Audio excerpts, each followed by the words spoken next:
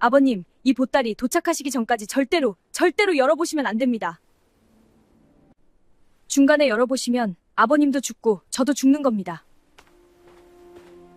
버선발로 달려 나온 며느리가 시아버지의 손에 묵직한 보따리를 쥐어 주었습니다. 며느리 한 씨의 목소리는 떨리지 않았습니다.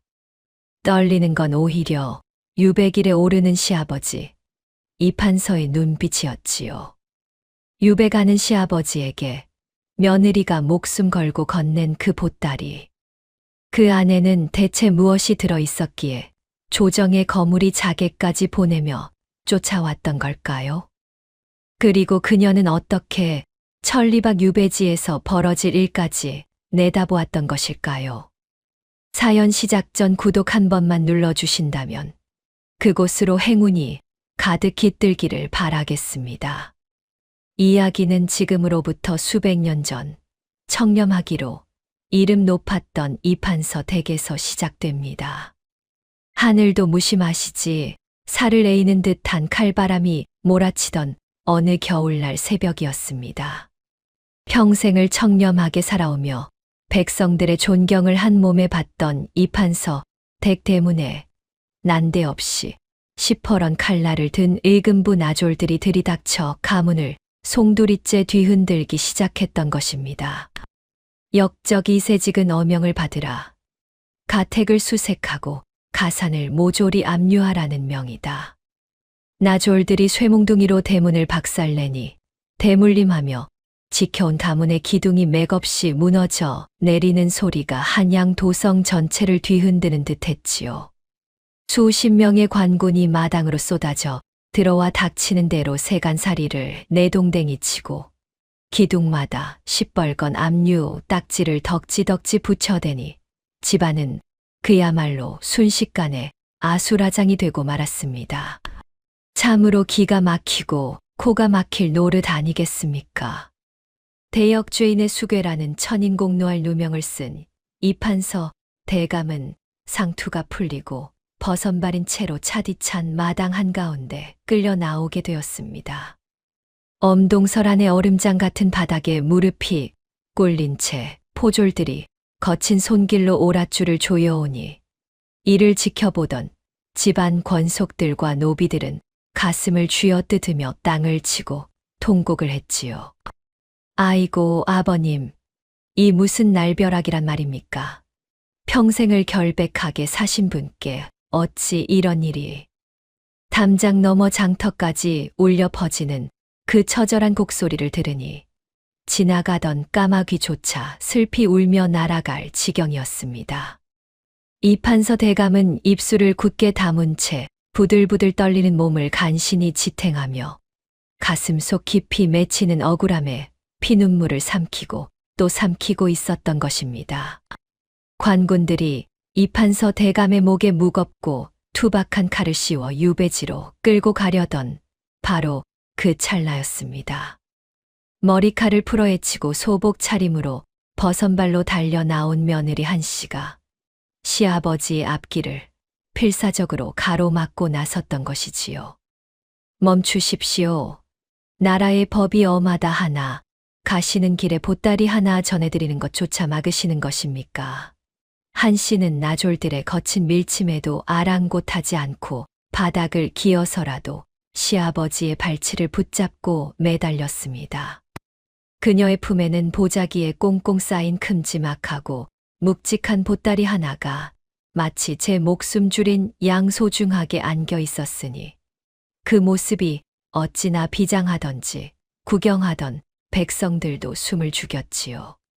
한 씨는 나졸들의 매정한 발길질을 온몸으로 받아내며 기어코 이판서 대감의 두 손에 그 보따리를 억지로 쥐어주었습니다. 그러고는 흐트러진 시아버지의 도포 자락을 손수 여며주며 주위 사람들은 결코 듣지 못할 만큼 나직하고도 단호한 목소리로 귓가에 속삭였습니다. 아버님, 정신을 똑바로 차리셔야 합니다. 이 보따리는 아버님을 살릴 유일한 생명줄이나 자칫 잘못 다루면 독이 될 수도 있습니다. 그녀의 눈빛은 평소에 유순하던 모습은 간데없고 마치 서슬퍼런 칼날을 품은 듯 차갑게 빛나고 있었지요. 이판서 대감은 며느리의 갑작스러운 행동에 당황하면서도 손끝에서 전해지는 보따리의 묵직한 무게감에 범상치 않은 운명이 시작되었음을 직감했습니다. 명심하고 또 명심하십시오. 유배지에 무사히 도착하여 관아의 검사가 완전히 끝날 때까지는 이 보따리의 매듭을 절대 열어보시면 안 됩니다. 한 씨는 시아버지의 거친 손을 꽉 쥐며 다시 한번 서늘한 목소리로 신신당부를 하는 것이 아니겠습니까? 호겨가는 길에 간신배들의 수하가 강제로 빼앗으려 들거든 차라리 깊은 강물이나 천길 낭떠러지로 던져 없애버리십시오. 며느리의 입에서 나온 도끼 어린 당부에 이판서 대감은 등골이 오싹해지는 기분을 느꼈지만 며느리의 눈 속에 담긴 결연한 의지를 읽어내고는 아무런 질문도 하지 않은 채 보따리를 보물처럼 품에 껴안았습니다. 이 모든 광경을 멀리서 지켜보며 입술을 비죽이는 사내가 있었으니 바로 조참판의 신복인 박포교였습니다. 그는 비릿한 웃음을 지으며 며느리의 일거수일투족을 매의 눈으로 살피고 있었던 것이지요. 흐흐, 저 늙은이가 유배길에 무슨 대단한 보물이라도 챙겨가는 모양이군. 가문의 재산을 미리 빼돌려 숨겨둔 것이 분명해. 박포교는 옆에 선수아들에게 눈짓을 하며 은밀하게 명령을 내렸습니다. 잘 감시해라. 이판서의 손목에 묶인 저 보따리가 바로 조대감께서 찾으시는 귀중한 물건일지도 모르니까 말이다. 박포교의 탐욕스러운 눈빛은 이미 이판서 대감의 품에 안긴 보따리를 갈기갈기 찍고 있었던 셈입니다. 동이 터오는 이른 새벽, 안개가 자욱하게 깔린 길 위로 이판서 대감의 유배 행렬이 서서히 사라지기 시작했습니다.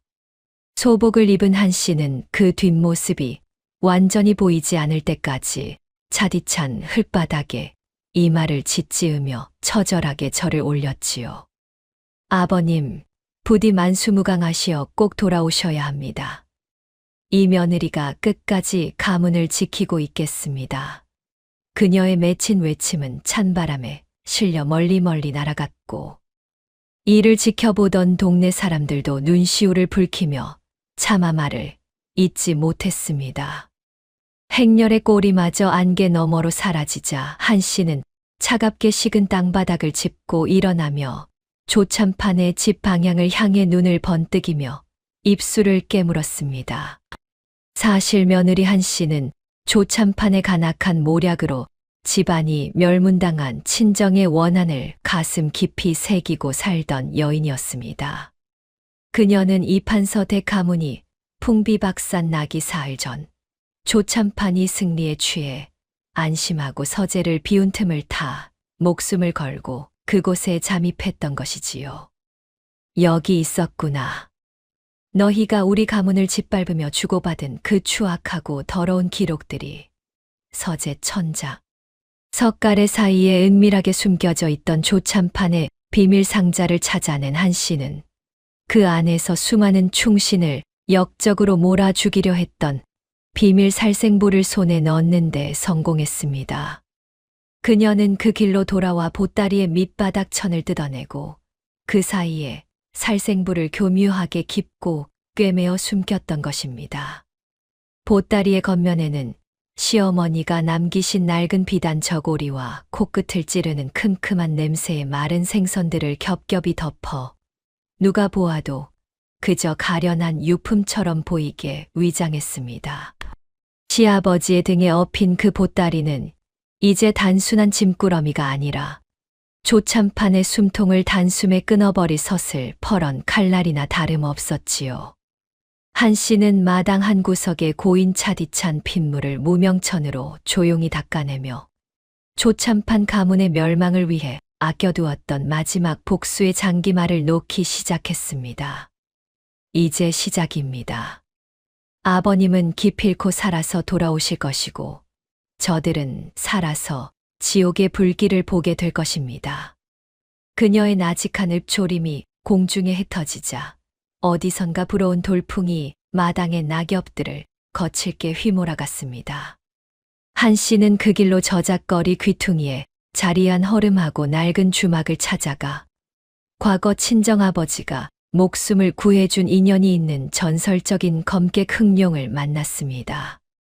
장군, 이것은 제 마지막 청탁이자 무너진 공의를 바로잡을 수 있는 유일한 기회입니다. 그녀는 떨리는 손으로 금부치와 함께 짧은 서찰 하나를 흥룡에게 건넸던 것이지요.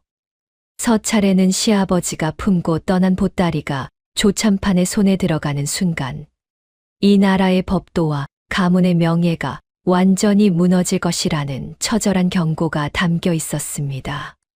흥룡은 서찰의 내용을 확인하자마자 아무런 대답 없이 그것을 촛불에 태워 흔적도 없이 없애버렸습니다.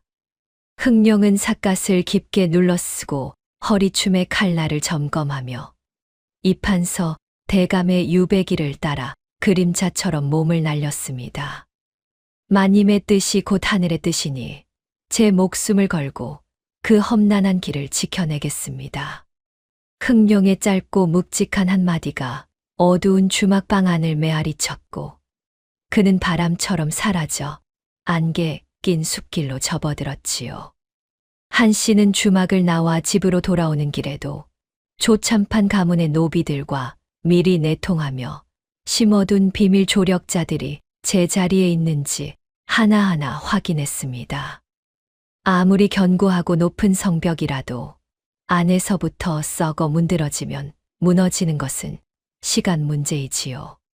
집에 돌아온 한 씨는 압류 딱지가 덕지덕지 붙어 흉물스러워진 빈방에 홀로 앉아 창밖으로 지는 달을 보며 차가운 결의를 다졌습니다. 그녀의 머릿속에는 이미 조참판 가문의 사당이 불길에 휩싸이고 시아버지가 당당히 한양 도성으로 복귀하는 그날의 풍경이 생생하게 그려지고 있었지요. 이윽고 먼 산에서 새벽을 알리는 닭이 울며 동이 터오자 한 씨는 다시 소복 차림으로 정갈하게 마당을 쓸기 시작했습니다. 자, 이제 누가 먼저 무너지는지 두고 봅시다. 지옥문은 이미 열렸으니까요. 이판서 대감의 뒷모습이 완전히 사라진 안개 너머를 바라보며 그녀는 지독하리만큼 차가운 미소를 지으며 빗자루질을 멈추지 않았습니다. 한 씨는 마당을 쓸다 멈추고는 며칠 전 미리 매수해둔 조참판 댁의 노비가 건네준 정보를 다시금 되새겼습니다. 조참판의 사촌인 조장군이 사병을 모으고 있다니 호사다 말하더니 복수의 길에도 막아 끼는 모양이로구나. 그녀는 만약의 사태를 대비해 숨겨두었던 화약 가루와 연취탄을 점검하며 아이가 잠든 방 쪽을 애처로우면서도 강인한 눈빛으로 바라보았습니다. 아가야, 조금만 참으렴. 내 할아버지가 돌아오시는 날, 우리는 다시 예전처럼 웃으며 살 수 있을 거란다. 그녀의 목소리는 비록 가늘게 떨렸으나 그 안에 담긴 의지는 바위보다 단단하여 그 어떤 폭풍우가 몰아쳐도 꺾이지 않을 기세였습니다. 해가 중천에 떠오르자 관아의 나졸들이 다시 들이닥쳐 역적의 가솔들은 당장 집을 비우고 나가라며 행패를 부리기 시작했습니다. 한 씨는 당황하지 않고 아이를 포대기에 감싸 업은 뒤 미리 챙겨둔 작은 보따리 하나만을 들고 당당하게 집을 나섰습니다. 이 집의 주인은 곧 돌아오실 터이니 그때까지만 잠시 빌려드리는 셈치지요. 그녀의 서슬퍼런 기계에 기세등등하던 나졸들도 움찔하며 길을 터주었고 한 씨는 백성들의 안타까운 시선을 뒤로 한 채 성 밖의 작은 오두막으로 향했습니다. 그녀의 걸음걸이는 한치의 흔들림도 없었으며 마치 승전을 앞둔 장수와도 같은 위엄이 서려 있었던 것입니다. 성 밖 오두막에 도착한 한 씨는 흥룡이 보내온 비밀 신호인 까마귀 울음소리를 듣고서야 비로소 안도의 한숨을 내쉬었습니다. 그래, 아버님은 무사히 첫 고개를 넘으셨구나. 이제 남은 것은 유배지까지의 험난한 여정뿐이로다. 그녀는 창가에 앉아 남쪽 하늘을 바라보며 시아버지가 품고 간 보따리의 무게를 가늠해 보았습니다. 그 안에는 가문의 운명과 조선의 정예, 그리고 멸문당한 친정의 한이 고스란히 담겨 있었으니 그 무게가 어찌 가볍겠습니까? 한 씨는 다시 한번 옷고름을 고쳐매며 조참판 가문의 멸망을 알리는 불꽃이 터질 그날을 향해 소리 없는 전쟁을 이어가고 있었습니다. 한양 도성을 벗어나 남쪽으로 향하는 유배길은 멀고도 험난하기 짝이 없었습니다. 살을 에이는 부풍한 설에 이판서의 도포 자락은 이미 너덜너덜해졌고 집신 사이로 배어 나온 피가 길바닥에 하얀 눈을 붉게 물들이고 있었지요. 조참판의 신복인 박포교는 이를 가련하게 여기기는커녕 말 위에 앉아 곰방대를 피워 물고는 이판서를 나무에 꽁꽁 묶어두며 갖은 수모를 주었던 것입니다. 이보게, 이 노인네야. 그 품속의 보따리는 대체 무엇이길래 잠시도 손에서 놓질 않는 것인가? 혹시 금두껍이라도 숨겨둔 것이냐? 박포교가 가죽 장화로 이판서의 정강이를 걷어차며 보따리를 뺏으려 들자 이판서는 이를 악물고 보따리를 품 안으로 더 깊숙이 밀어 넣었습니다. 이판서는 쏟아지는 매질과 조롱 속에서도 정신을 놓지 않으려 며느리의 당부를 가슴에 새기고 또 새겼던 것이지요. 이것은 내 조강지처가 남긴 마지막 유품이자 죽은 아이의 넋이 서린 물건이요. 내 혀를 깨물지언정 이 보따리만큼은 절대 내줄 수 없소.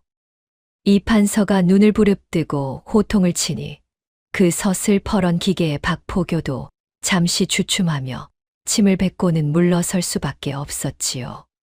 사실 보따리 안에는 며느리가 넣어둔 썩은 생선 냄새가 진동하고 있었으니 박포교의 코끝에는 그저 노인네의 고약한 채취와 뒤섞인 악취로만 느껴졌던 셈입니다. 그는 코를 쥐며 에이, 더러운 노인네의 집착이라니.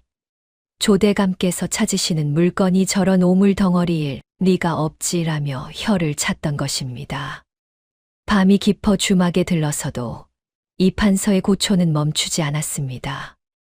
박포교가 매수한 왈패들이 주막 주변을 서성이며 이판서가 잠든 틈을 타 보따리를 낚아채려 호시탐탐 기회를 엿보고 있었지요. 하지만 이판서는 보따리 매듭을 제 손목에 칭칭 감고 그것도 모자라 굵은 밧줄로 제 몸과 보따리를 하나로 묶어 잠시도 눈을 붙이지 않았던 것입니다. 아버님, 절대로 열어보시면 안 됩니다. 라는 며느리의 목소리가 귓가에 쟁쟁하니 졸음이 쏟아질 때마다 허벅지를 꼬집으며 밤을 지새웠지요.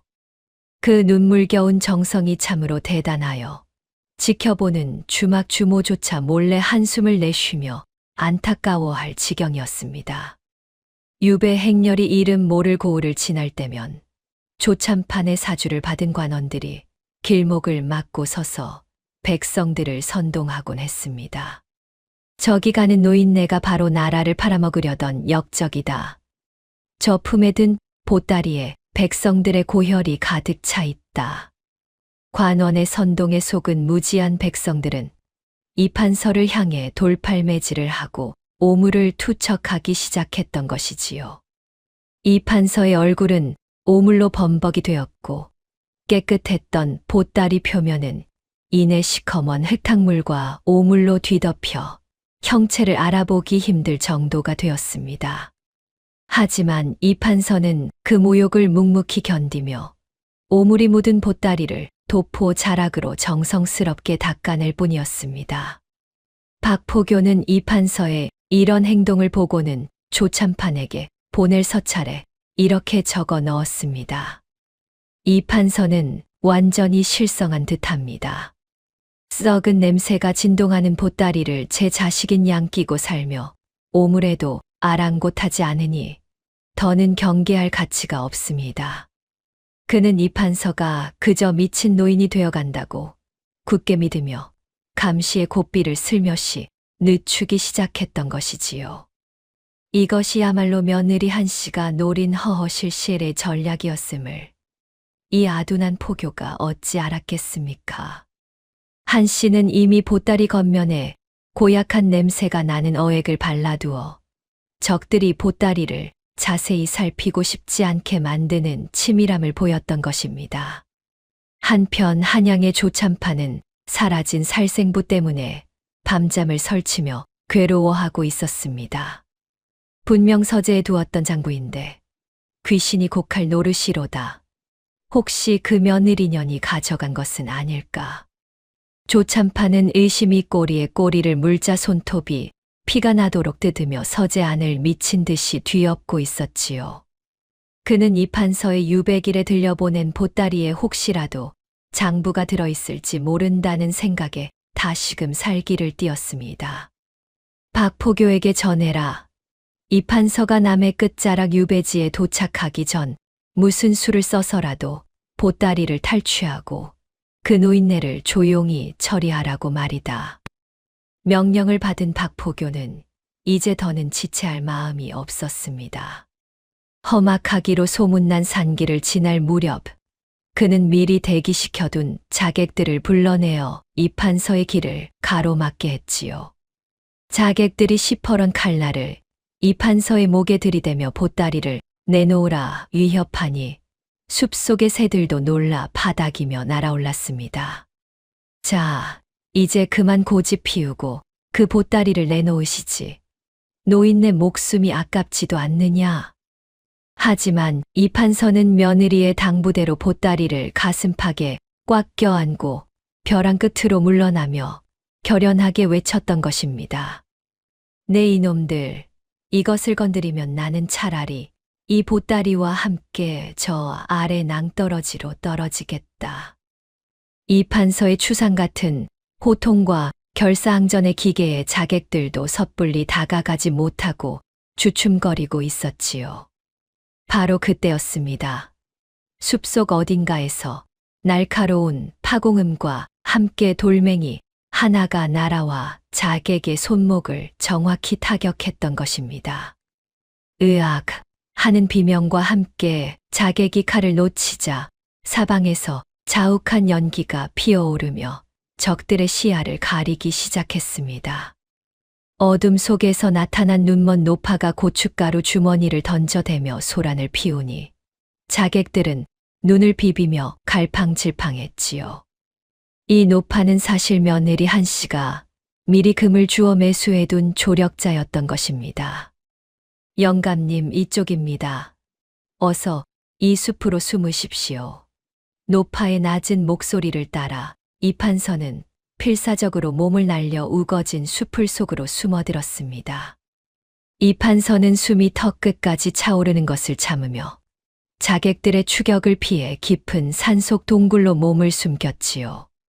그는 동굴 안에서 보따리를 품에 꼭 안은 채 며느리가 비상용으로 넣어준 마른 떡 한 조각을 꺼내 씹으며 차가운 눈물을 흘렸습니다.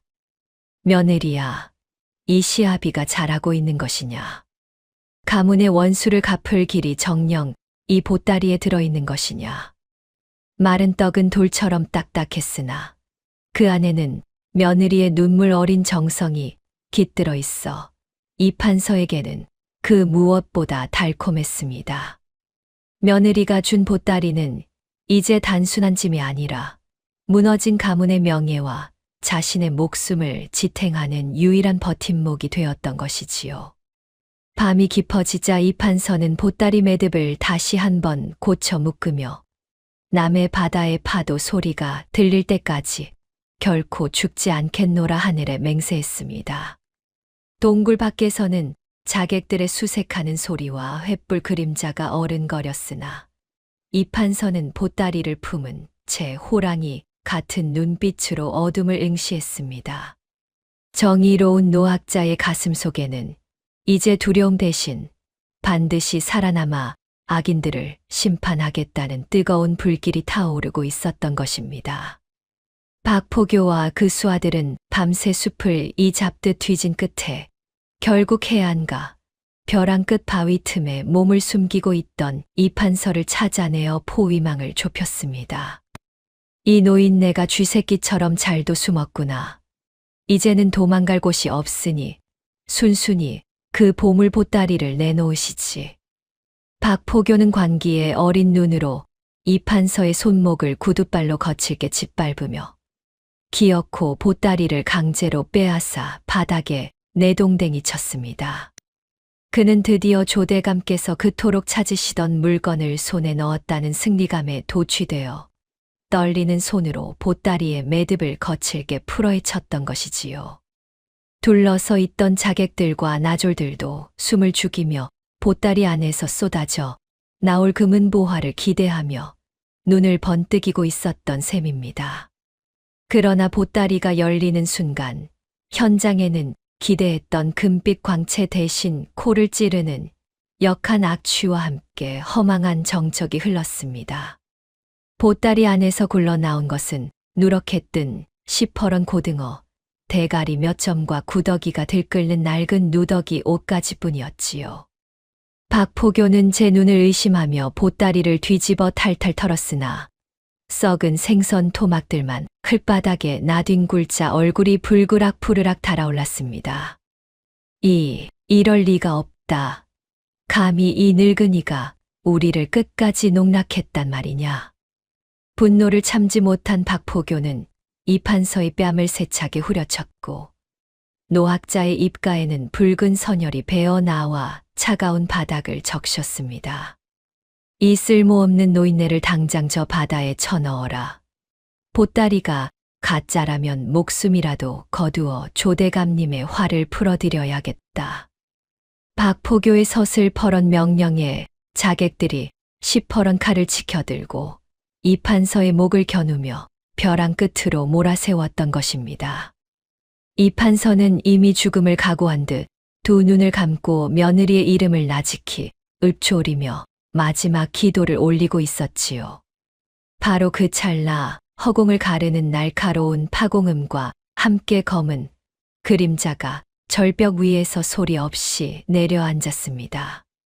어둠 속에서 번뜩인 검은 칼날이 박포교의 칼을 단숨에 쳐내어 바위 틈에 박아버리니 현장은 순식간에 아수라장이 되고 말았습니다. 삿갓을 깊게 눌러쓴 사내는 번개 같은 몸놀림으로 자객 셋의 혀를 정확히 짚어 무력화시켰고 박포교의 목 밑에 서늘한 칼날을 들이밀었습니다.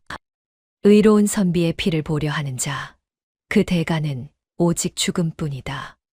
사내의 낮고 묵직한 목소리에 박포교는 사시나무 떨듯 떨며 주저앉았고 흥룡은 이판서에게 정중히 다가가 제 도포 안쪽에서 또 다른 보따리를 꺼냈습니다. 사실 며느리 한 씨는 출발 당시 이판서에게 2개의 보따리를 주었으며 겉으로 드러난 것은 적들의 눈을 돌릴 미끼였던 것이지요. 진짜는 시아버지가 입은 도포 안쪽 깊숙이 숨겨진 비밀 주머니에 흥룡이 미리 옮겨두었거나 이미 흥룡이 따로 보관하며 뒤를 쫓았던 셈입니다. 박포교가 빼앗아 찢어버린 것은 며느리가 미리 준비한 가짜 유품 보따리였으며 이판서는 며느리의 당부를 지키느라 진짜의 존재를 끝까지 함구했던 것입니다. 흥룡은 공포에 질린 박포교, 일행을 굵은 밧줄로 줄줄이 엮어 깊은 숲속 나무통에 가두어 버리고는 기력을 잃은 이판서를 제 등에 업었습니다. 마님께서 어르신을 모시라 명하셨습니다. 이제 곧 남의 포구가 멀지 않았으니 기운을 차리십시오. 흥룡은 이판서를 업고 절벽을 타고 내려가 파도가 넘실 때는 해안가 숲길을 따라 질풍노도처럼 달리기 시작했지요. 한양의 조참파는 얼마 후 보따리가 썩은 생선뿐인 가짜였다는 전가를 받고 자신의 살생부가 며느리의 손에 있음을 확신하며 광분했습니다. 조참판은 즉시 가솔들과 왈패들을 동원하여 이판서의 집을 다시 한번 샅샅이 뒤졌으나 지혜로운 한 씨는 이미 집안의 소중한 물건들을 챙겨 자취를 감춘 뒤였지요. 그 시각 흑룡과 이판서는 남의 끝자락에 외딴 섬이 희미하게 보이는 작은 포구에 도착하여 한 씨가 미리 매수한 사공의 배에 올랐습니다. 넘실거리는 파도 위에 배가 몸을 싣자 이판서는 제 가슴 안쪽에 든 묵직한 진짜 보따리를 다시 한번 어루만지며 안도의 한숨을 내쉬었습니다. 내 며느리가 참으로 무서운 지략을 가졌구나. 이 보따리 하나로 저 간신배들의 눈을 가리고 내 목숨을 구하다니. 이판서는 며느리가 설계한 치밀한 반전의 판 위에서 자신이 안전하게 움직이고 있음을 깨닫고 전율을 느꼈던 것입니다. 흑룡은 배 앞머리에 서서 밤바다의 경계를 살피며 이판서에게 나직히 말을 건넸습니다.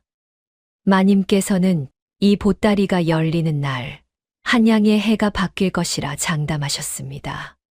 어르신께서는 그날을 위해 부디 옥체를 보존하셔야 합니다. 그는 품 안에서 한 씨가 비상용으로 넣어준 귀한 보약을 꺼내 이판서에게 바쳤고 이판서는 보약을 마시며 떨리는 기력을 다잡았지요. 포구를 떠나 안개 자욱한 유배지 섬으로 향하는 작은 배 뒤로 조참판이 급히 보낸 추격대들이 말먼지를 일으키며 포구에 들이닥쳤습니다. 하지만 이미 배는 화살이 닿지 않는 먼 바다로 나아간 뒤였으니 추격대들은 그저 발만 동동 구르며 허망하게 바다만 바라볼 뿐이었습니다.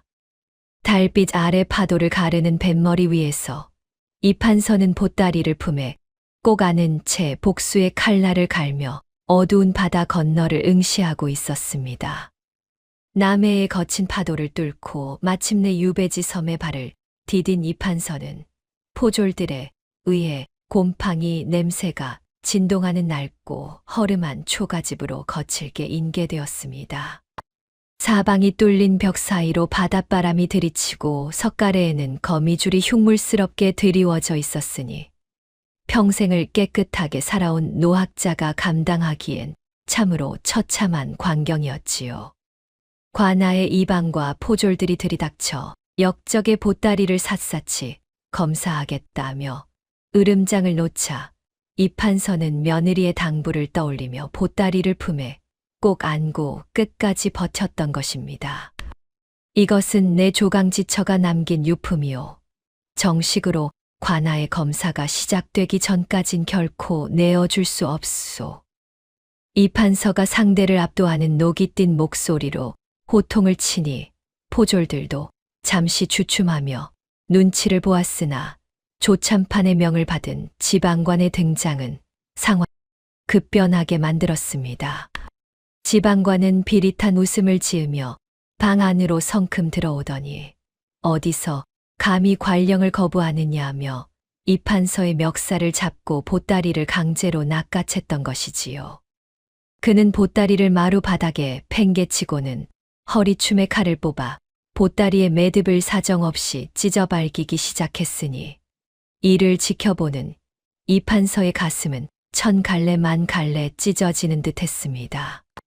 보따리가 찢어지자 시어머니의 손때 묻은 낡은 비단 저고리와 빛바랜 옷가지들이 쏟아져 나왔고 지방관은 겨우 이런 누더기를 지키려 그 난리를 쳤단 말이냐며 그것들을 발로 짓밟으며 조롱했습니다.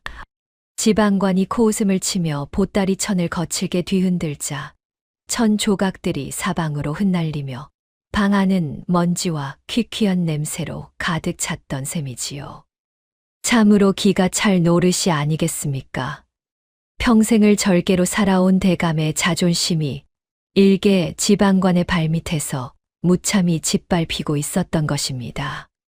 바로 그 찰나 지방관의 거친 발길질에 찢어진 보따리 밑바닥 천 사이에서 누런 종이 뭉치들이 마치 기다렸다는 듯 툭 튀어나와 바닥에 흩뿌려졌습니다. 바닥에 어지럽게 널브러진 것은 다름 아닌 조참판의 비밀 수결이 선명하게 찍힌 장부와 충신들의 목숨을 앗아갈 계획이 낱낱이 기록된 비밀 살생부였습니다. 지방관은 처음에는 의아한 표정으로 종이를 집어들었으나 내용을 훑어 내려가던 중 자신의 가문 역시 조참판의 숙청 명단에 올라 있는 것을 발견하고는 안색이 흙빛으로 변했습니다. 아니, 이것은 조참판 대감의 수결이 아니냐. 그런데 왜 우리 집안 사람들의 이름이 죽일 놈들 명단에 적혀 있단 말이냐? 지방관은 믿었던 권력자에게 뒤통수를 맞았다는 사실에 온몸을 사시나무 떨듯 떨며 장부를 쥔 채 한참 동안 넋이 나간 듯 허공만 바라보았습니다. 이판서는 바닥에 흩어진 살생부를 보며 며느리 한씨가 왜 유배지에 도착할 때까지 보따리를 절대 열지 말고 가져오라 했는지 그 깊은 뜻을 비로소 깨닫게 되었습니다. 한양에서 이 장부를 터뜨렸다면 조참판의 막강한 권력에 묻혔겠으나 멀리 떨어진 이곳 유배지에서 지방관의 생존 본능을 자극해 아군으로 만들려 했던 셈이지요. 며느리야, 참으로 내 지혜가 신령스럽구나. 이 늙은 아비의 목숨을 빌미로 적의 심장에 칼을 꽂았구나. 이판서는 며느리의 치밀한 안배에 전율하며 바닥에 주저앉아 소리 없이 뜨거운 눈물을 흘렸고 그 눈물은 낡은 초가집 바닥을 적시며 하늘로 승화되었습니다. 지방관은 조참판의 배신의 치를 떨며 이판서 앞에 무릎을 꿇고는 제 가문을 살리기 위해서라도 이판서 어른을 도와 조참판의 목을 치겠습니다라고 피맺힌 맹세를 했습니다. 그는 즉시 관아의 가장 믿을 만한 사병들을 추려 유배지 주변에 매복시켰으며 조참판이 보낼지도 모를 자객들로부터 이판서를 철저히 보호하라는 엄명을 내렸던 것입니다. 한편 한양도성에서는 며느리 한씨가 저작거리의 광대들과 거지들을 은밀히 포섭하여 조참판의 악행을 담은 노래를 온 시내에 퍼뜨리고 있었습니다. 조대감내 서재에는 귀신 씻나라 까먹는 소리만 가득하네. 사람 죽이는 명단 들고 임금님 눈을 가리네 하는 노래가 아이들의 입을 통해 대궐 담장을 넘었던 것이지요. 민심은 조참판을 향해 흉흉하게 들끓기 시작했고 조참판은 한양 한복판에서 들려오는 자신의 치부에 대한 재담 때문에 미칠 듯한 압박감을 느끼며 사지를 벌벌 떨었습니다. 이때 흥룡은 이판서가 새로 작성한 처절한 상소문과 살생부 원본을 품에 안고 임금이 자맹을 나올 길목을 지키기 위해 밤낮을 가리지 않고 말을 몰아 북쪽으로 달렸지요. 한씨는 이에 그치지 않고 조참판 가문의 노비들과 미리 내통하여 장차 적의 근거지를 무너뜨릴 불씨인 화약을 조씨 사당 밑바닥에 몰래 심도록 사주하는 대담함을 보였습니다. 유배지의 밤바다 앞에서 이판서는 며느리가 보따리 밑바닥 가장 깊숙한 곳에 숨겨두었던 가족들의 초상화와 짧은 편지 한 장을 발견했습니다. 아버님, 만수무강하시어 꼭 돌아오셔야 합니다. 소부가 여기서 지옥의 불길을 준비하고 있겠습니다. 라는 편지를 읽으며 이판서는 다시 한번 전의를 다졌습니다. 지방관은 이제 조참판의 적이 되어 이판서의 든든한 조력자가 되었고 임금의 전령이 이곳 남해까지 무사히 올 수 있도록 바닷길과 육로의 경계를 강화했습니다. 한양의 조참판은 자신의 살생부가 유배지에서 터질지도 모른다는 공포에 휩싸여 직접 남해로 내려가 모든 증거를 인멸하고 이판서를 죽이려는 광기 어린 계획을 세웠습니다. 절망뿐이던 유배지 섬에 이제는 조참판의 파멸을 부르는 서늘한 복수의 기운이 남해 바다의 거친 파도 소리와 함께 점점 고조되고 있었던 것입니다. 지방관은 관아의 창고에서 가장 좋은 술과 음식을 꺼내 이판서에게 대접하며 자신이 저지른 무례를 씻기 위해 백방으로 노력하는 기색이 역력했습니다. 대감 어르신, 소인이 무지하여 큰 죄를 지었습니다. 부디 이 장부로 저 간악한 조참판을 벌해 주십시오. 지방관이 머리를 조아리자 이판서는 그의 손을 잡으며 그대의 결단이 나라를 바로잡는 초석이 될 것이오라고 인자하면서도 힘있는 목소리로 격려했지요. 그 무렵 흥룡은 빗줄기를 뚫고 대궐 근처에 당도하여 임금의 가마가 지날 길목의 늙은 소나무 뒤에 몸을 숨긴 채 기회를 엿보고 있었습니다. 그의 손에는 가문의 운명과 조선의 정의가 담긴 보따리의 내용물들이 묵직하게 들려 있었고 그의 눈빛은 어둠 속에서도 맹수처럼 형형하게 빛나고 있었습니다. 남의 유배지의 밤은 깊어만 같고 파도는 마치 곧 들이닥칠 폭풍우를 예고하듯 바위를 세차게 때리며 하얀 거품을 일으켰습니다. 이판서는 며느리가 준 낡은 저고리를 다시 정성스럽게 접어 품에 안고는 멀리 한양 하늘을 바라보며 조용히 눈을 감고 승부의 시간을 기다렸지요. 그 시각 한양의 조참판은 수십 명의 무장한 가신을 이끌고 도성을 빠져나와 남쪽을 향해 미친 듯이 말을 달리기 시작했던 것입니다. 이판서. 그 노인네와 보따리를 내 눈앞에서 불태워 버려야겠다. 조참판의 고함은 밤바람을 타고 스산하게 퍼져나갔고 뒤를 따르는 가신들의 말발굽 소리는 불길한 징조처럼 땅을 울렸습니다. 이제 남해의 작은 섬은 거대한 음모와 처절한 복수가 정면으로 충돌하는 불바다가 되기 직전의 폭풍 전야와도 같은 긴장감에 휩싸이게 되었습니다. 이판서는 며느리가 준 보따리에 찢어진 천 조각 하나까지 소중히 챙겨 주머니에 넣으며 그것이 단순한 헝겊이 아니라 가족의 사랑이자 지혜임을 다시금 느꼈습니다. 그래, 악은 결코 선을 이길 수 없는 법이지. 이제 조참판 그자가 제 발로 무덤을 찾아올 시간이 되었구나. 노학자의 단호한 혼잣말은 초가집에 떨리는 문창살 사이로 새어나가 어두운 바다 위를 떠도는 넋들을 위로하는 듯 잔잔하게 퍼졌습니다. 지방관은 병사들에게 횃불을 끄고 매복을 철저히 하라고 지시하며 다가올 결전의 순간을 위해 칼날을 숫돌에 갈고 또 갈았습니다.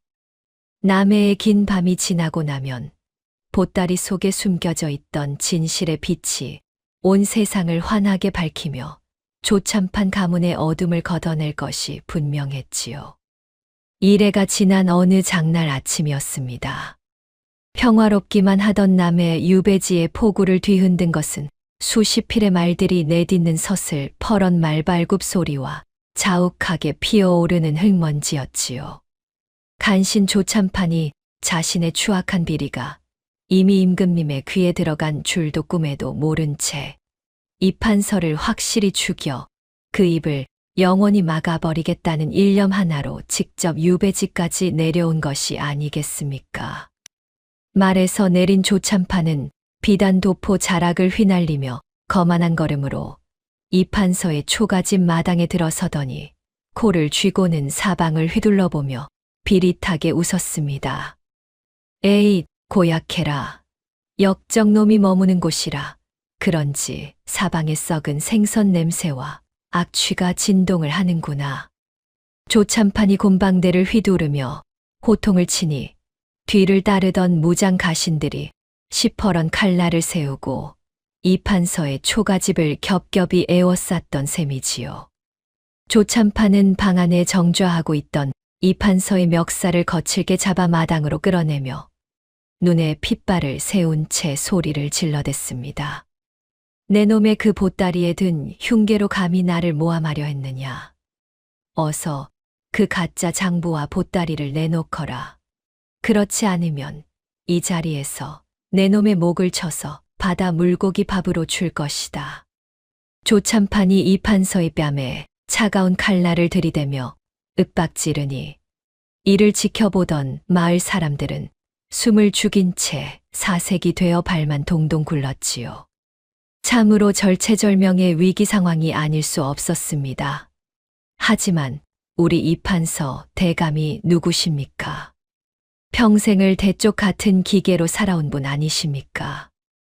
대감께서는 눈 하나 깜짝하지 않고 조참판의 눈을 똑바로 응시하며 이미 며느리에 의해 갈기갈기 찢겨 내용물이 비어버린 그 보따리를 조참판의 면전에 사정없이 내던졌던 것입니다. 내 이놈, 내 놈이 그토록 뺏으려 혈안이 되어 쫓아온 것이 고작이 썩은 생선 냄새 나는 헝겊 조가리였느냐. 내 탐욕이 너를 이 먼 남의 끝자락 무덤까지 제 발로 걸어오게 했구나. 이판서의 추상 같은 호통이 유배지 마당을 쩌렁쩌렁하게 울리자 승리를 확신하던 조참판은 당황한 기색이 역력하여 바닥에 떨어진 보따리를 멍하니 바라보며 입술을 부들부들 떨었지요. 바로 그 순간이었습니다. 초가집 주변에 우거진 숲과 바위 뒤에 매복하고 있던 지방관의 군사들이 일제히 횃불을 밝히며 역적 조참판을 생포하라 는 함성과 함께 사방에서 구름처럼 몰려나왔던 것입니다. 지방관은 위풍당당하게 걸어 나와 조참판의 발치에 살생부 원본을 내던지며 크게 꾸짖었습니다. 조참판, 내 놈의 추악한 수결이 선명하게 찍힌 이 장부가 바로 내 놈의 목을 칠 작두가 될 것이다. 감히 임금님의 눈을 가리고 충신들을 숙청하려 들다니 내 놈이 정녕 죽고 싶은 개로구나. 자신이 믿었던 지방관이 오히려 이판서의 편에 서서 자신을 겨누고 있다는 사실을 깨달은 조참판은 안색이 흑빛으로 변하여 다리에 힘이 풀린 채 그 자리에 주저앉고 말았지요. 그는 바닥을 기며 이것은 가짜다. 이판서가 나를 모함하기 위해 위조한 문서란 말이다. 라며 비굴하게 발악했으나 현장에는 이미 임금의 신임을 받는 행궁 전령이 엄숙한 표정으로 어명을 받들고 서 있었던 셈입니다. 흥룡이 밤낮을 가리지 않고 빗길을 뚫고 전달한 상소문 덕분에 도성에서는 이미 조참판에 대한 체포령과 이판서의 명예를 회복하라는 복권 명령이 동시에 내려져 있었던 것이지요. 참으로 하늘이 돕고 며느리가 닦아놓은 길이라 아니할 수 없으니 조참판이 제 아무리 권세를 부려본들 며느리가 짜놓은 거대한 지략의 그물망을 어찌 빠져나갔겠습니까? 이판서는 그 틀어진 의관을 정지하고는 찢어진 보따리 밑바닥 가장 깊숙한 곳에 숨겨져 있던 마지막 증거물인 임금님의 비밀 하사품을 꺼내 햇빛 아래 눈부시게 비추었습니다. 임금님의 상징인 그 증표가 번뜩이자 조참판을 따르던 가신들은 겁에 질려 들고 있던 칼을 버리고 그 자리에 넙죽 엎드려 목숨만은 살려달라고 머리를 조아렸지요. 조참판은 이제 제 발로 찾아온 유배지에서 오랏줄에 꽁꽁 묶인 채 끌려나가는 처지가 되었고 마을 사람들은 그를 향해 돌을 던지며 저 간악한 놈을 당장 처단해라. 우리 대감님을 모함한 천벌을 받을 놈아 라고 울분을 토해냈던 것입니다. 백성들의 거센 욕설을 온몸으로 받아내며 압송되는 조참판의 꼴은 한양에서 위세를 떨치던 그 위풍당당함은 간데없고 그저 길가에 버려진 개보다 못한 처량한 모습이었지요. 그가 그토록 뺏으려 했던 보따리는 이제 그의 죄상을 증명하는 가장 확실한 증거물이 되어 의금부 호송군의 손에 넘겨졌으니 이것이야말로 진정한 인과응보의 표본이라 할 만합니다. 유배지 초가집 앞마당에는 억울하게 죽어간 이들의 넋을 위로하듯 때 아닌 하얀 들꽃들이 바람에 살랑이며 향기를 뿜어내어 노학자의 명예로운 귀환을 축복하고 있었던 셈입니다.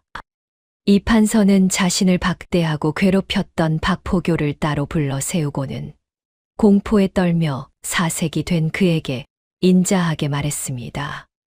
사람의 도리를 잊은 죄는 크나 너 또한 권력의 시녀였을 뿐이니 물러가라. 가서 내 죄를 뉘우치고 다시는 남을 해하는 일에 서지 마라. 박포교는 이 판서의 자비로운 처사에 감복하여 바닥에 머리를 찌으며 눈물로 속죄했고, 이를 지켜보던 지방관은 이 판서의 고결한 인품에 다시 한번 고개를 숙여 예를 갖추었지요.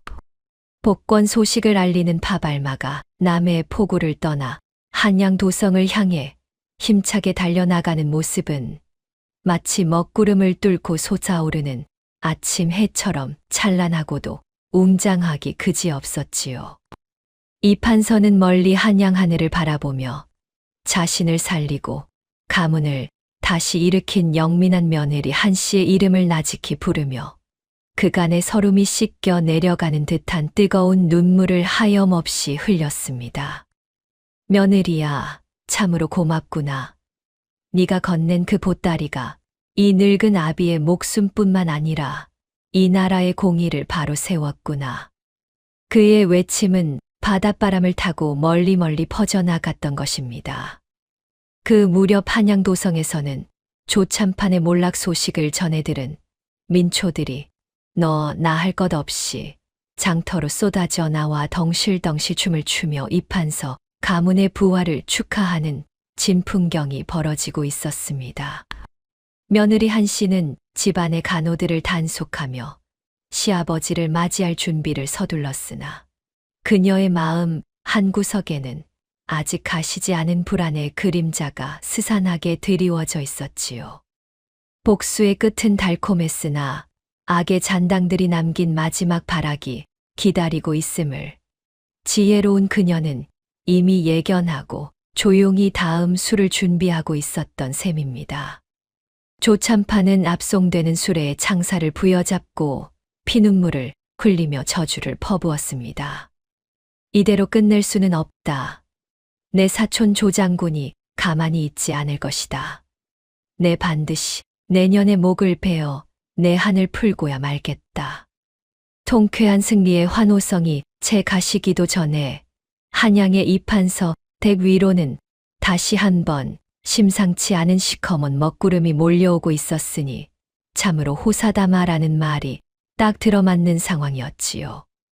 이 판서는 서둘러 보따리에 찢어진 조각까지 소중히 챙겨 넣고는 한양으로 향하는 큰 배에 몸을 실었고, 흥룡은 주인의 명에 따라 이미 도성 근처에서 한씨 마님을 지키기 위해 어둠 속에 잠복했습니다.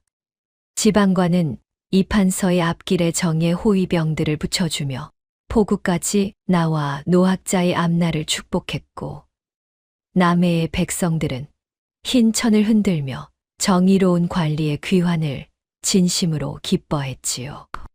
배 위에서 이 판서는 보따리의 매듭을 만지며 이 작은 보따리 속에 든 며느리의 사랑과 지혜가 천하를 움직였구나라고 나직히 읊조리며 잔잔한 미소를 지어 보였습니다.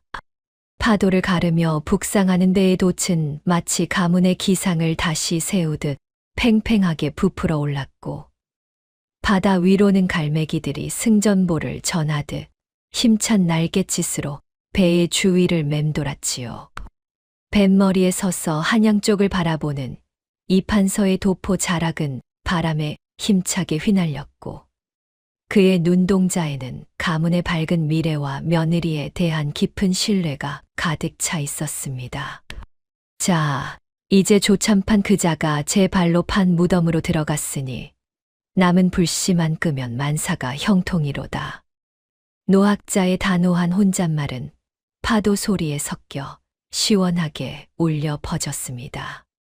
지방관은 관아의 병사들에게 횃불을 밝히게 하여 포구를 환하게 비추었으며, 이 판서가 탄 배가 수평선 너머로 사라질 때까지 정중하게 허리를 숙여 배웅을 멈추지 않았던 것이지요.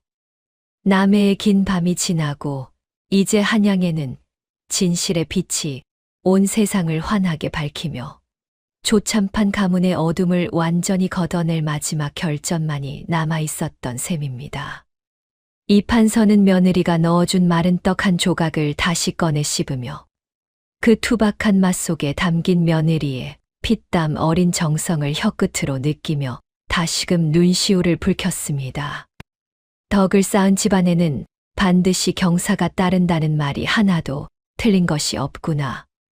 배는 물결을 가르며 거침없이 나아갔고 한양 도성의 종소리가 들려올 그날을 향해 희망의 항해를 이어갔지요. 복권된 이판서가 남해의 푸른 파도를 헤치며 한양을 향해 북상하던 그 시각 도성 안에는 차마 입에 담기조차 무서운 서늘하고도 흉흉한 살기가 감돌고 있었습니다. 조참판이 유배지에서 오랏줄에 묶였다는 소식이 전해지자마자 그의 사촌이자 도성의 병권을 쥐고 제멋대로 휘두르던 조장군이 그만 이성을 잃고 미쳐버린 것이 아니겠습니까? 그는 제 형제의 몰락을 가문의 수치로 여기며 내 가문을 무너뜨린 그 계집의 목을 베어 조상의 원한을 갚으리라. 고 광기서린 고함을 지르며 사병들을 규합하기 시작했지요. 정식 훈령도 없이 자신을 따르는 무례배들과 탐욕에 눈먼 탈영병들을 모아 이판서의 가문이 있는 북촌 마을을 겹겹이 포위하니 평화롭던 도성의 밤은 순식간에 피바람을 예고하는 지옥의 전조로 변하고 말았던 셈입니다. 어둠이 짙게 깔린 삼경 무렵 조장군의 서슬퍼런 명령 한마디에 시뻘건 불길을 머금은 불화살들이 며느리 한씨가 머물던 별채 지붕 위로 유성처럼 비가 되어 쏟아졌습니다. 마른 집단과 석가래의 불이 붙어 순식간에 화염이 집 전체를 집어삼키니 그 기세가 어찌나 맹렬한지 밤하늘이 대낮처럼 훤하게 밝아질 지경이었지요.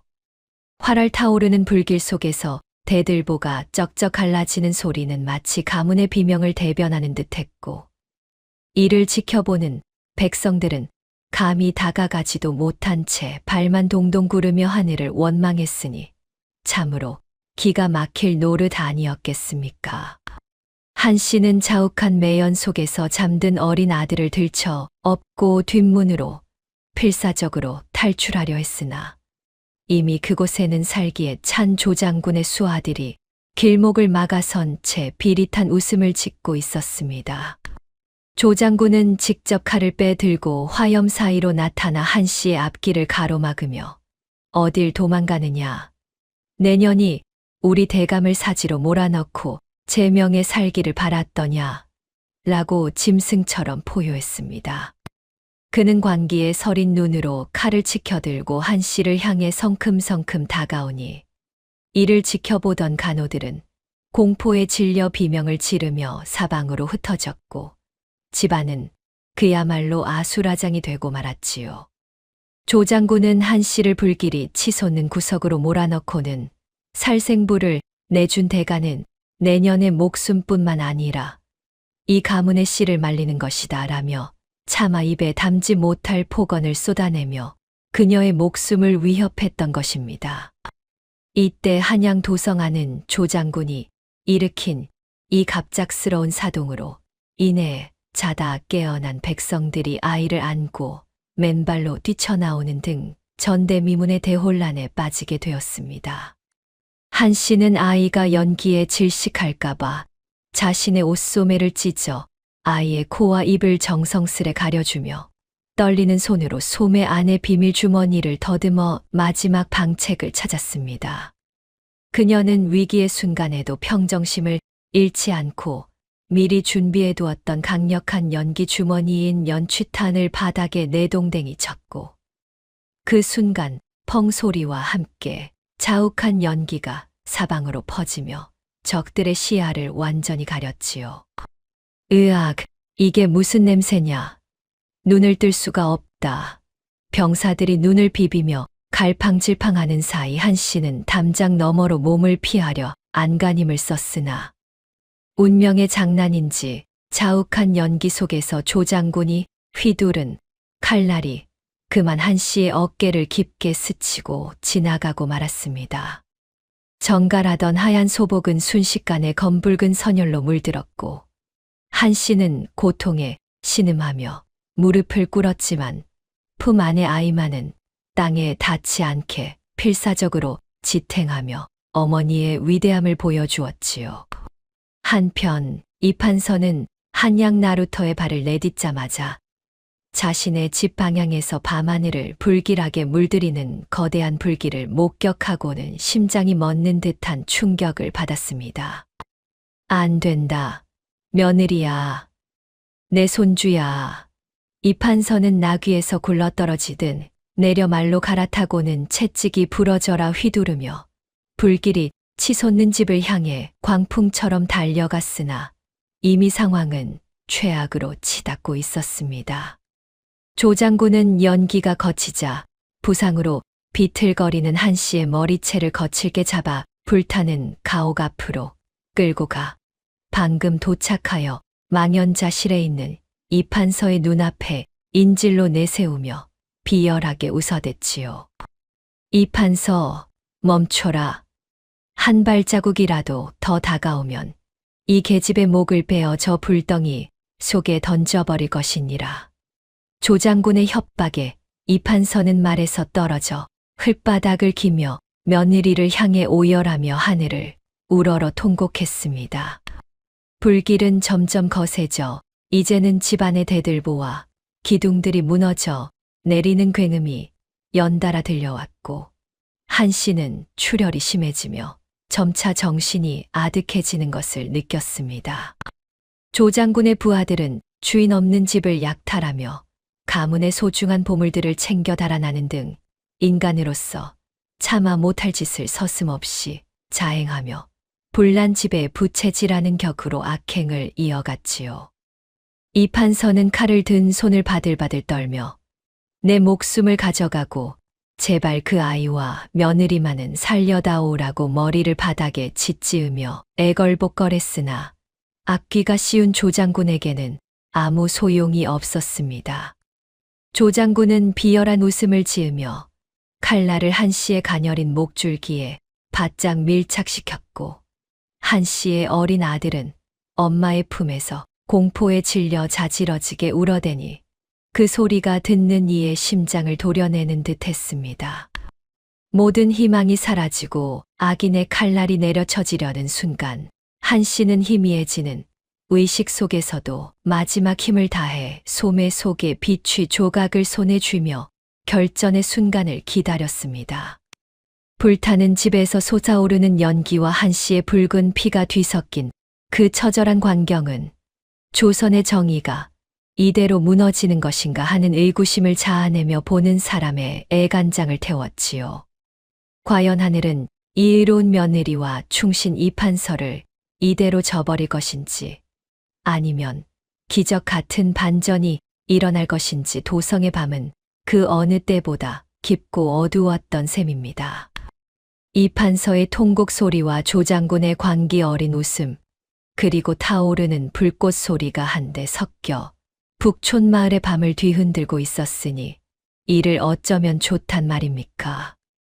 조장군의 서슬퍼런 칼날이 며느리 한 씨의 가녀린 목줄기를 당장이라도 베어 넘길 듯 번뜩이던 그 절체절명의 순간이었습니다.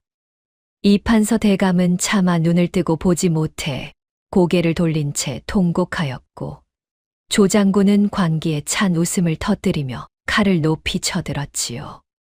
바로 그 찰나 피투성이가 된 한 씨가 가늘게 떨리는 손으로 품속에서 비취로 만든 작은 옥피리를 꺼내 입술에 갖다 대는 것이 아니겠습니까?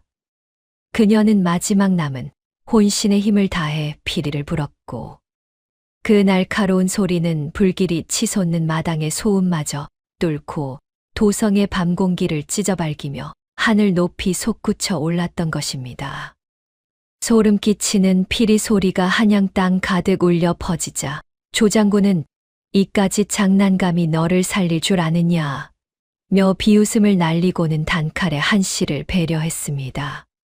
하지만 그 비웃음이 채 가시기도 전에 불타는 담장 위와 기와지붕 너머에서 검은 그림자들이 비성처럼 날아내려와 조장군의 병사들을 하나둘씩 낚아채기 시작했던 셈이지요. 삿갓을 깊게 눌러쓴 흥룡과 그의 검객 동료들이 마치 어둠을 뚫고 나온 저승사자들처럼 마당 한가운데 내려앉으니 그 기세가 어찌나 등등한지 적들은 비명조차 지르지 못한 채 바닥을 뒹굴며 무기를 내던졌던 것입니다. 흥룡의 칼날이 허공을 가를 때마다 조장군의 수하들은 낙엽처럼 쓰러졌고 흥룡은 이판서 대감을 호위하며 조장군에게 서늘한 일가를 내뱉었습니다. 마님을 건드린 죄, 그 대가는 오직 죽음으로 갚아야 할 것이니라. 내 놈이 정령천벌이 두렵지 않단 말이냐. 흥룡의 묵직한 호통이 마루를 울리자 조장군은 사시나무 떨듯 떨며 뒷걸음질 쳤고 그 사이 한씨는 흥룡의 부축을 받아 간신히 몸을 일으켰지요. 그녀는 어깨에서 흐르는 피를 움켜쥐면서도 조장군을 향해 지독하리만큼 차가운 미소를 지어 보이며 조장군, 당신이 쏜 그 불화살이 도리어 당신 가문의 명주를 끊고 있음을 어찌 모르오? 라고 쏘아붙였습니다. 한씨의 입에서 그 말이 떨어지기가 무섭게 도성 한편에서 하늘을 뒤흔드는 거대한 굉음과 함께 불길이 솟구쳐 올랐으니 참으로 기괴한 일 아니겠습니까? 조장군은 제 눈을 의심하며 소리가 난 쪽을 바라보았는데 그곳은 다름 아닌 조참판 가문의 모든 권위와 역사가 깃든 비밀 사당이 있는 방향이었습니다. 사실 며느리 한씨는 시아버지가 유배를 가기 훨씬 전부터 조참판 가문의 노비들을 포섭하여 그들의 근거지인 사당 밑바닥에 몰래 화약을 매설해 두었던 것이지요. 그녀는 조장군이 이판서의 집에 불을 지르면 그 화염을 신호 삼아 매수된 노비들이 조씨 가문의 심장부에 불을 붙이기로 이미 치밀한 약조를 끝내놓았던 셈입니다. 아니, 저곳은 내 집이 아니냐, 사당이. 우리 가문의 위패를 모신 사당이 불타고 있단 말이냐. 조장군은 제 집이 무너지는 광경을 목격하고는 넋이 나간 듯 들고 있던 칼을 바닥에 떨어뜨렸습니다. 그는 제 가문을 지키려다 오히려 적의 꾀에 빠져 제 손으로 제 무덤을 판 꼴이 되었으니 그 허망함과 공포가 오죽했겠습니까? 흥룡은 이 틈을 놓치지 않고 번개처럼 몸을 날려 조장군의 가슴을 걷어찼고 땅에 쓰러진 그의 목에 차가운 칼날을 들이밀며 상황을 종결시켰던 것입니다. 이판서의 가솔들과 뒤늦게 달려온 도성방어군이 합세하여 조장군의 잔당들을 오랏줄로 엮으니 그 기세등등하던 역적의 무리도 한순간에 제압되고 말았지요. 이판서 대감은 불길을 뚫고 달려가 쓰러진 며느리를 가슴에 품고는 아이의 무사함과 며느리의 생사를 확인하며 오열하고 또 오열했습니다. 며느리야, 정신 차리거라. 이 아비가 왔다. 가문의 보배인 네가 일이 허망하게 무너지면 이 아비가 어찌 살겠느냐. 이판서의 절규의 한씨는 시아버지의 도포 자락을 붙잡고 희미하게 웃으며 아버님, 보따리를 무사히 가져오셨으니 소부의 소임은 이것으로 다했습니다. 라고 속삭이며 정신을 잃었지요. 참으로 가슴 아픈 광경이 아닐 수 없으니 지켜보던 관군들과 백성들도 눈시울을 붉히며 고개를 돌렸던 것입니다. 도성에 머물던 임금께서는 며느리 한씨의 기지와 흥룡의 활약상을 보고받고는 여인 중에 진정한 군자가 나타났다 며 탄복을 금치 못하셨습니다. 임금은 직접 어의를 파견하여 한씨의 상처를 치료하게 했고 어명으로 이판서 댁대문에 왕실의 수호 깃발을 하사하여 그 누구도 감히 가문을 범접치 못하게 하셨지요.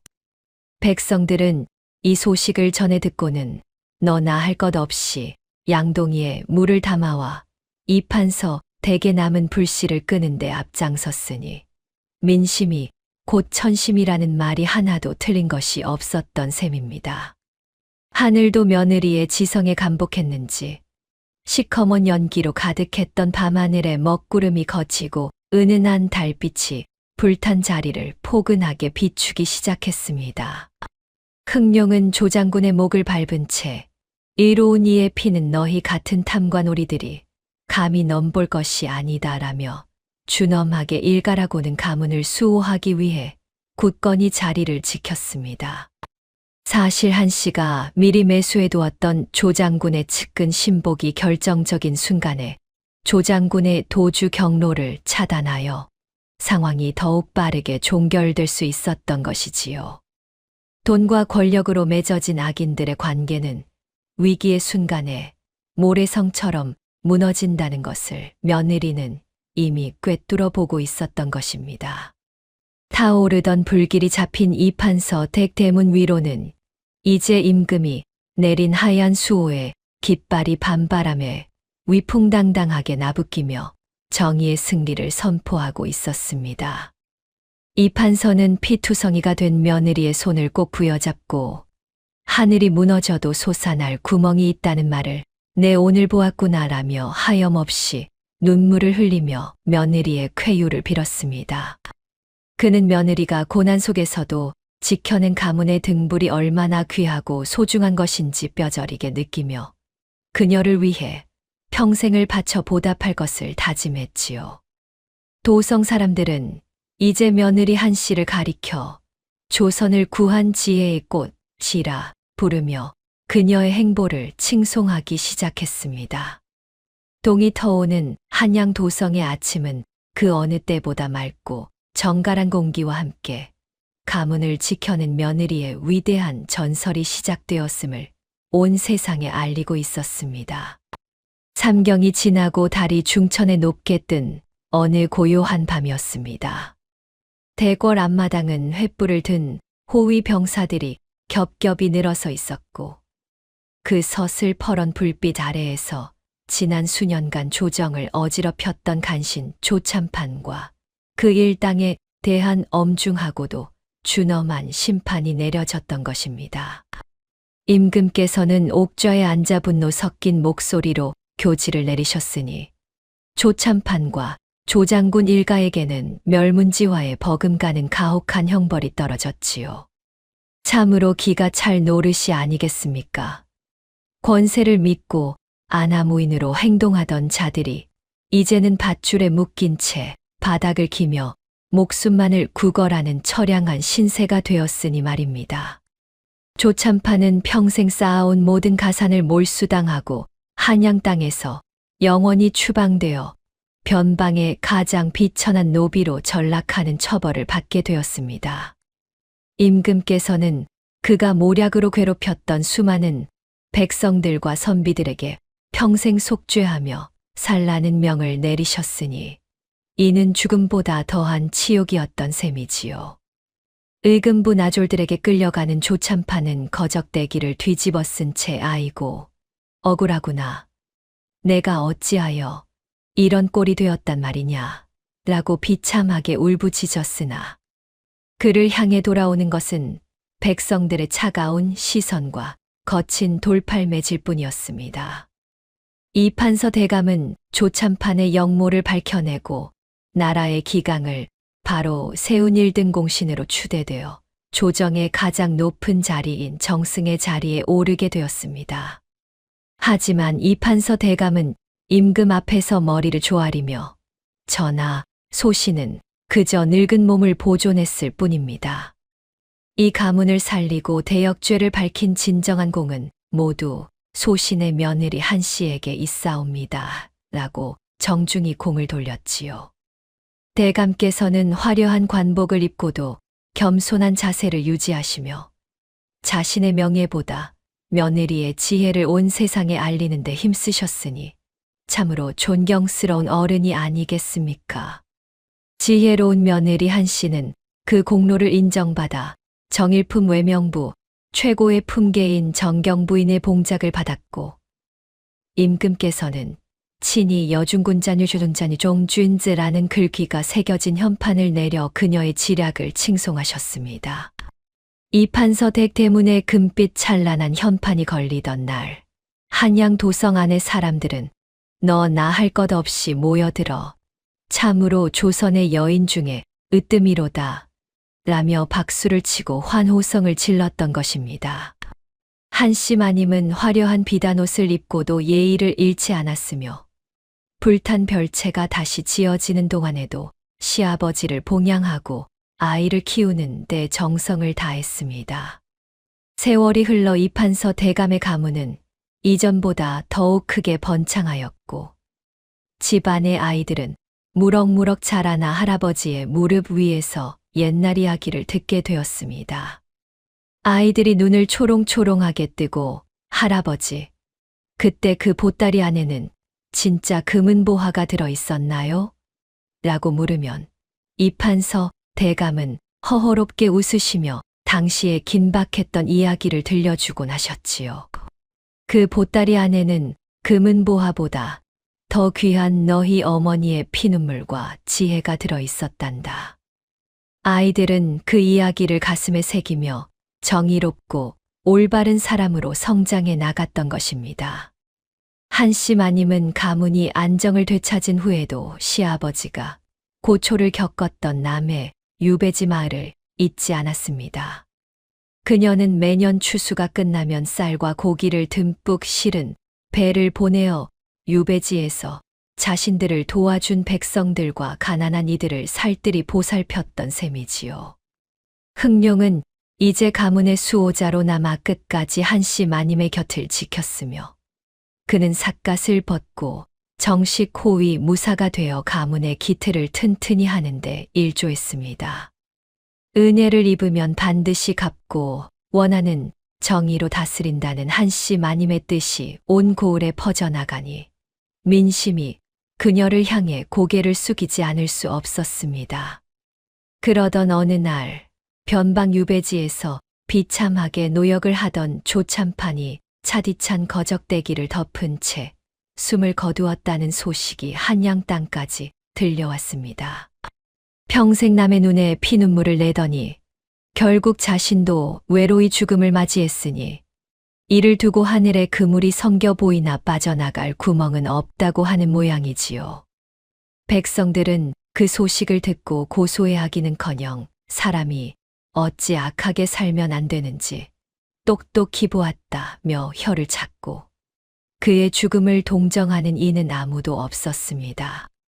탐욕으로 일궈낸 공든 탑이 하루아침에 무너지고 이름조차 더럽혀졌으니 참으로 비참한 말로라 아니할 수 없습니다.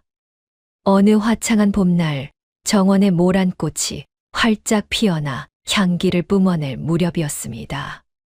이판서 대감과 정경부인이 된 한씨는 정답게 나란히 서서 새로 단장한 정원을 산책하며 그 옛날 눈물로 건넸던 보따리에 대해 이야기를 나누기 시작했습니다.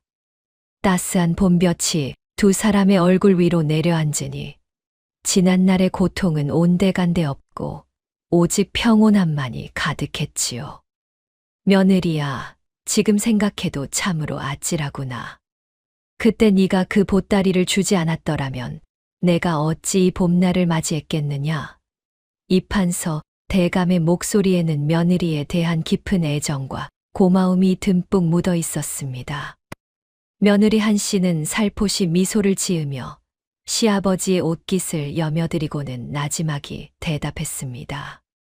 아버님, 그때 제가 드린 보따리가 너무 무거워 원망스럽지는 않으셨습니까?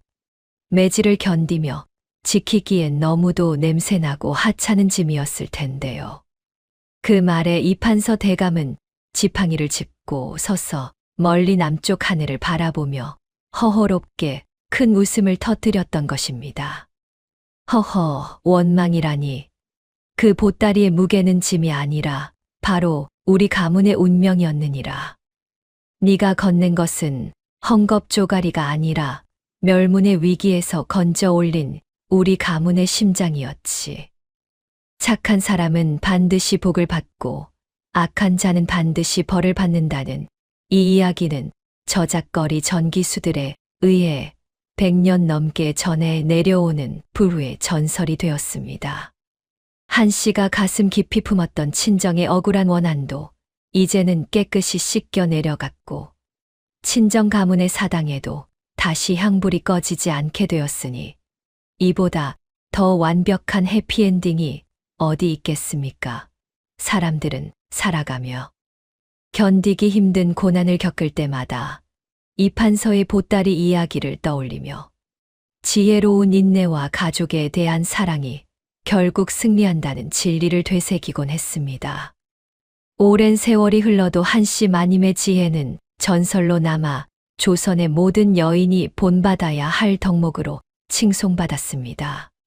집안의 대문 앞에 걸린 여중군자라는 현판은 세월의 때가 묻어도 그 빛을 잃지 않았고 가문을 거쳐가는 수많은 자손에게 자부심을 심어주었지요. 보따리를 열지 마라.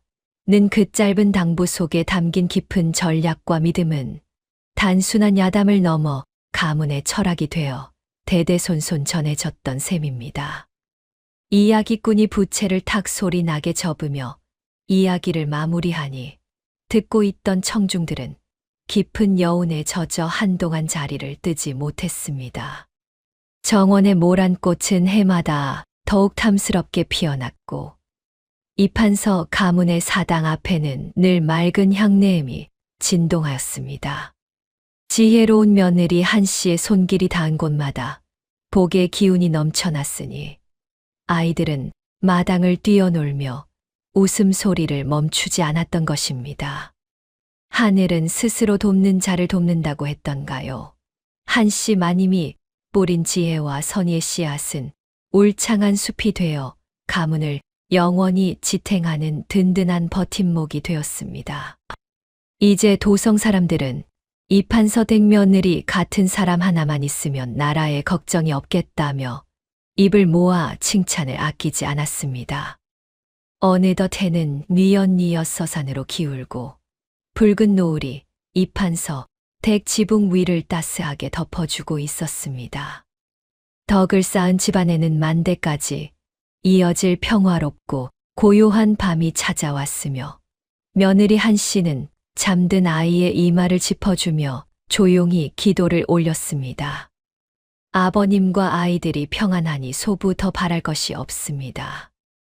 그녀의 기도는 밤바람을 타고 하늘에 닿아 반짝이는 별빛이 되어 가문의 지붕 위를 아름답게 수놓았지요. 참으로 보고만 있어도 마음이 훈훈해지는 조선 최고의 야담, 그 대단원의 막이 내리는 순간이었습니다.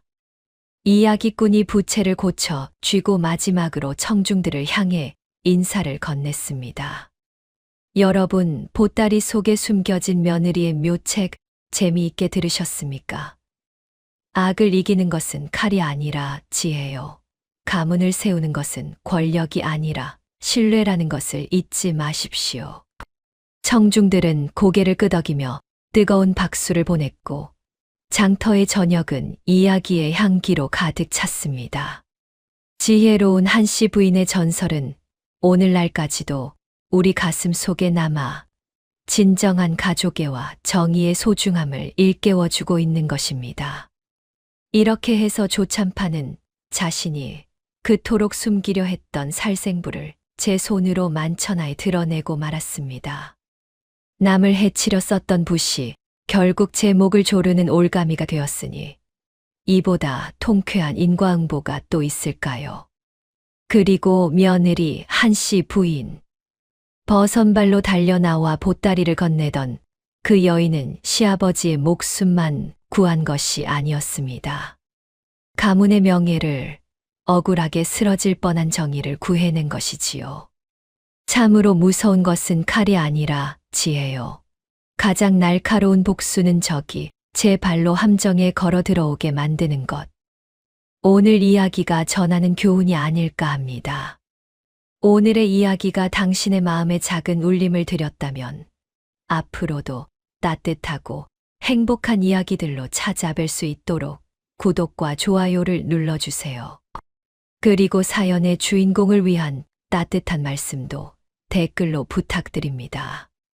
당신의 오늘이 인생 최고의 하루가 되길 응원하겠습니다. 감사합니다.